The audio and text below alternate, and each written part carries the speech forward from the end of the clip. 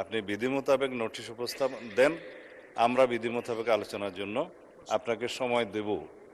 কিন্তু সেটা মাননীয় চিফ হুইপ যেটা বলেছেন যে আমাদের ট্রেডিশন অনুসারে যে প্রশ্নোত্তর পর্ব এবং ৭১ বিধির পরে এই জাতীয় মুলতবি প্রস্তাবগুলো নিয়ে নোটিশ উত্থাপিত হয়, সেই কথাটাই আপনি মাননীয় বিরোধী দলীয় নেতাকে বলেছেন। এখানে আমার মনে হয় না কোনো অধিকার ক্ষুণ্ণ হয়েছে। আমার মনে হয় আপনি প্রশ্নোত্তর পর্বের বাকি বিষয়টা যে ৭১ বিধিতে আপনি আজকে উত্থাপন করার সুযোগ দিবেন কি দিবেন না সেটাও আপনার এখতিয়ার, তবে এটা সংসদ সদস্যদের একটা অধিকার।